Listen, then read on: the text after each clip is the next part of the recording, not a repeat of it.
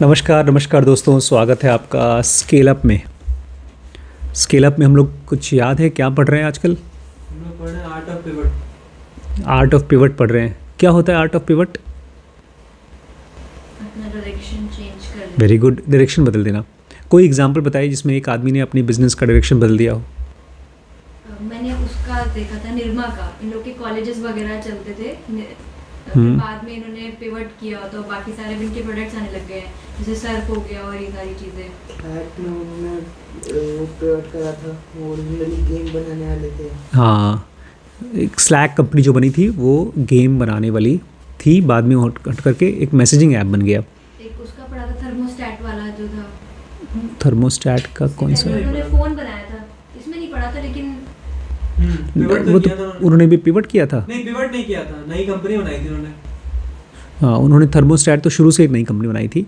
हमने पढ़ा था बिल्ड में। इसमें हमने पढ़ा था नेक्स्ट डोर के बारे में, जिसमें कोविड में उन्होंने और ये जो पिवट की बात मैं कर रहा हूँ वो है रीबाउंड पिवट। तो इसमें हमने नेक्स्ट डोर के बारे में पढ़ा था, कैसे सारा फ्रायर ने कोविड के टाइम पे शुरू किया था। और देखिए, अगर मान लीजिए आप कहीं घूमने जा रहे हैं तो आप पहले से जगह बुक कर लेंगे, होटल बुक कर लेंगे, अपना सामान उसी हिसाब से लेके जाएंगे। अगर एक हफ्ते के लिए जा रहे हैं तो 4-5 शर्ट ले जाएंगे, रात का कपड़ा ले जाएंगे, 3-4-5 अंडरवेयर ले जाएंगे, पैसा ले जाएंगे एक हफ्ते के हिसाब से, फिर वापस आ जाएंगे।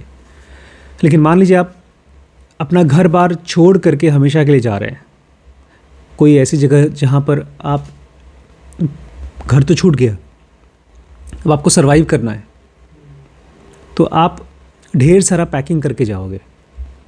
हालांकि आपको पहले से पता है कि हमको मुंबई जाना है या दिल्ली जाना है, कलकत्ता जाना है, वहाँ जाकर शायद नौकरी मिल जाए, कुछ काम मिल जाए, लेकिन फिर भी आप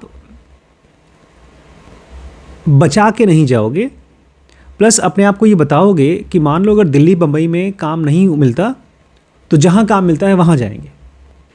बिज़नेस में ज़्यादातर बिजनेसेस चालू होते हैं ये सोच के कि मुझे क्या बिज़नेस करना है, लेकिन अब मुझे समझ में आ रहा है कि जो बिज़नेसेस का आइडिया हम लेकर चल रहे हैं हो सकता है वो बिके, हो सकता है ना बिके। आज मैंने इतनी शॉकिंग चीज़ पढ़ी है कि एप्पल जैसी बड़ी बड़ी कंपनीज़ अगर वो भी किसी ऐप को या बिज़नेस को लॉन्च कर रही हैं, वो भी गलती कर सकती हैं अगर वो पहले से पिवट के बारे में नहीं सोच रहे हैं।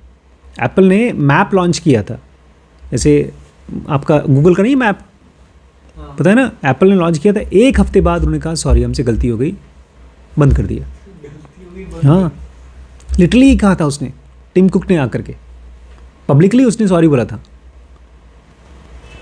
तो पिवट पॉइंट इतना इम्पॉर्टेंट है बिजनेस के लिए कि उनको याद रखना चाहिए कि एक बार या 2 बार या 3 बार में आपका बिजनेस आगे नहीं बढ़ पा रहा है तो उसको क्या करना होगा?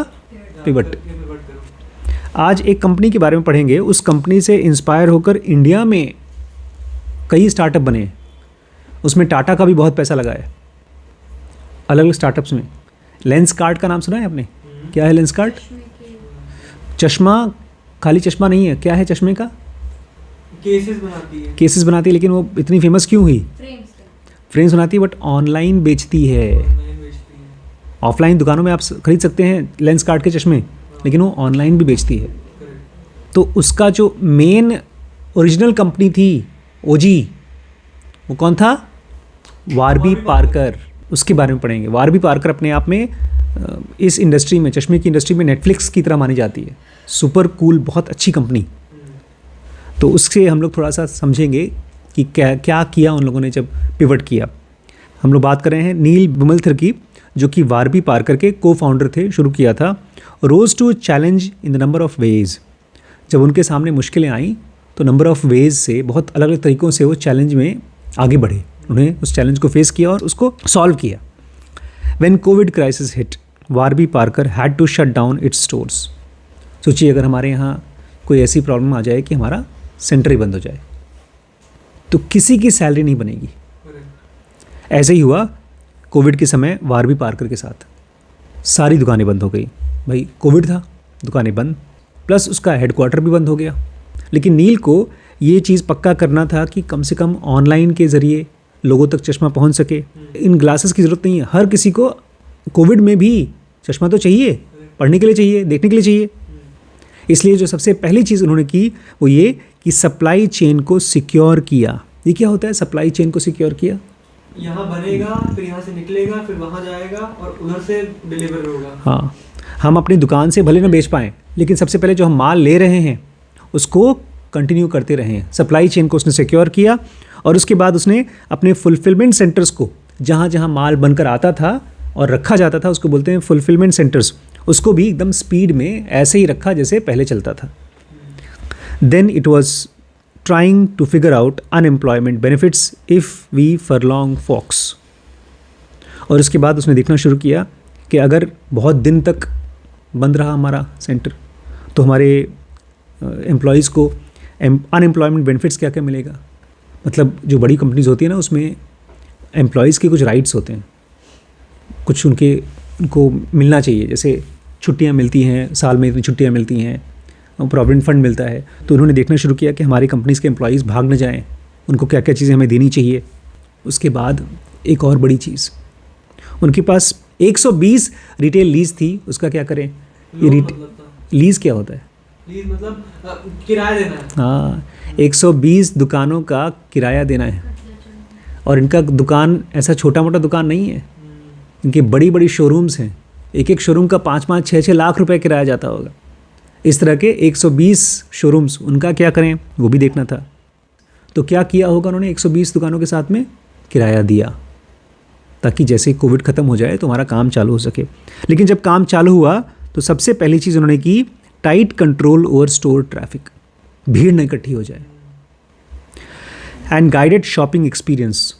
और कोविड का ज़माना है, उस टाइम पर कोविड चल रहा था, अगर पब्लिक भीड़ में इकट्ठी हुई तो कोविड भी हो सकता है, बंद भी हो सकता है। इसलिए इन्होंने गाइडेड शॉपिंग एक्सपीरियंस किया। देखो भाई, एक टाइम पर एक ही जाएगा, सबने किया जिनकी जिनकी दुकानें खुली थी।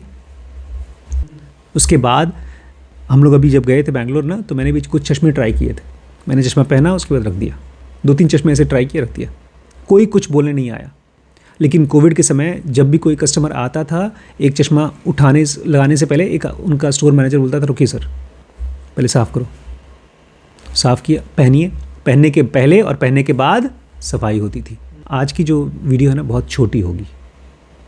इसमें जो चीज़ सीखेंगे वो बहुत ही एक सिंपल चीज़ सीखेंगे, लेकिन अगर आप काम नहीं कर रहे हैं तो आप इसको भूल जाएंगे। नील कहते हैं, क्राइसिस के समय, मुश्किल के समय जो सबसे इम्पॉर्टेंट चीज़ होती है वो है कम्युनिकेशन, बातचीत। जहाँ नॉर्मली आप दिन में 2 बार बात करते थे, क्राइसिस के समय, मुश्किल के समय आपको 4 बार या 6 बार बात करना होगा। जो नॉर्मल कम्युनिकेशन है उससे ज़्यादा बातचीत करनी होगी। हम लोग उल्टा करते हैं, जब हम क्राइसिस में होते हैं तो कम बात करते हैं, गुस्सा होते हैं ना, थक जाते हैं, बात ही नहीं करेंगे।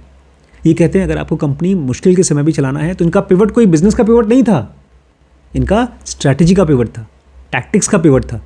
क्राइसिस में आपको ज़्यादा बात करनी चाहिए।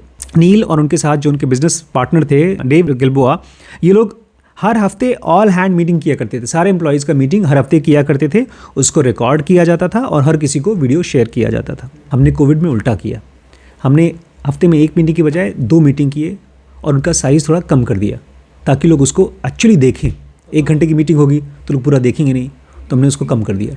जब आपके पास बड़ा बिजनेस होता है ना, तो आप जो बॉसेस हैं उनके कॉन्टैक्ट में जो लोग हैं उनको तो पता चलता है, लेकिन जो दूर कंपनीज़ हैं, जो दूर ऑफिसेज़ हैं, जो दूर दुकानें हैं, उनको नहीं पता चलता।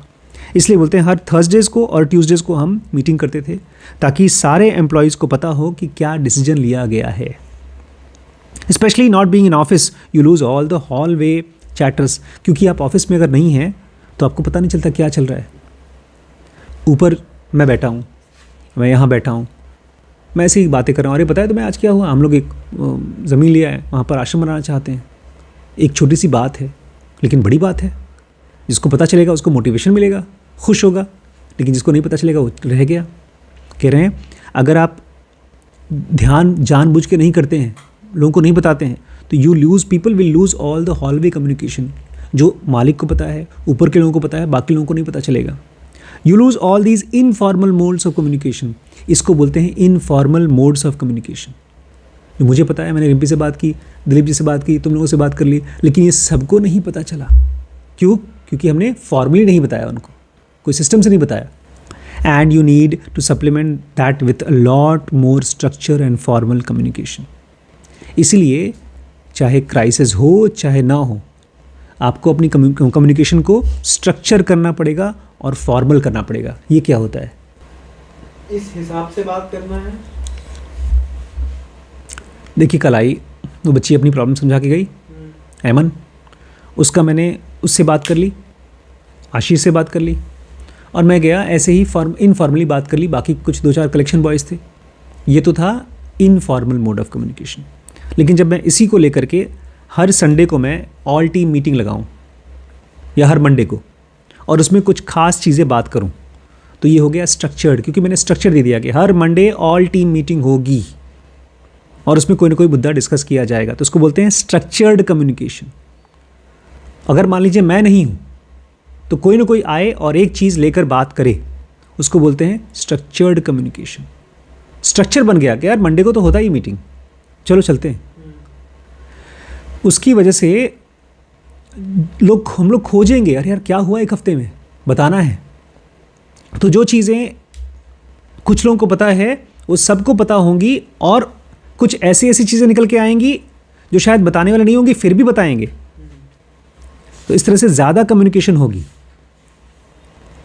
मैं जब मीटिंग लेता हूँ तो उसके बाद काफ़ी लोग मोटिवेट होते हैं, कुछ लोगों को हिम्मत आती है कि चलो अपनी प्रॉब्लम सर को बता सकते हैं। तो ये सब चीज़ें एक कंपनी में ठीक ऐसा ही है जैसे एक शरीर में क्या है, ब्रेन, ब्लड। शरीर के जिस हिस्से में खून नहीं पहुंचा क्या होता है? कभी देखा है आपने क्या होता है? नीली पड़ जाती है body। गैंग्रीन हो जाता है, काला पड़ जाता है, उसको काट के फेंकना पड़ता है। उस पार्ट को। हाँ, कभी हार्ट अटैक हो जाता है, मर जाता है आदमी। अगर हार्ट का एक मसल है उसको खून न पहुंचे तो मर जाता है आदमी। तो जिस बंदे को भी इस कंपनी में या जो बड़ी कंपनी के कम्युनिकेशन नहीं पहुंच रहे हैं, इन्फॉर्मेशन नहीं पहुंच रही है, वो गैंग्रीन में है, वो कट जाएगा। इसीलिए लोग नौकरियां छोड़ के चले जाते हैं, उनको पता नहीं चलता कि क्या हो रहा है, वो अलग थलग हो जाते हैं। तो आज का पिवट ये नहीं था कि अपने बिज़नेस के आइडिया को या बिज़नेस के प्रोडक्ट को चेंज करिए। आज का पिवट क्या था? अपने कम्युनिकेशन को और बढ़ाइए। नहीं बढ़ाएंगे तो आपका कंपनी ख़त्म। ये ख़ास तौर से उनको करना पड़ता है जिनकी कंपनी कौन से स्टेज से कौन से स्टेज पे ली गई। बेसिक फर्स्ट स्टेज क्या है शरीश? Family stage. उसमें क्या ढेर सारा कम्युनिकेशन करना पड़ता है? नहीं, क्यों? कम लोग रहते ही हैं। भाई कमरे में बैठे हैं, सबको सब कुछ पता चल रहा है। फैमिली से पहुंच गए आप ट्राइब स्टेज में, अब 100 लोग हो गए, 100 में आपको कम्युनिकेट करना पड़ेगा, 1000 में और ज़्यादा कम्युनिकेट करना पड़ेगा। नहीं तो खून नहीं पहुंच रहा है एक एक तक। खाली सैलरी पहुंचना है, खाली काम पहुंचना है, वो एक काम नहीं है। कम्युनिकेशन भी उतना इंपॉर्टेंट काम है। ठीक है।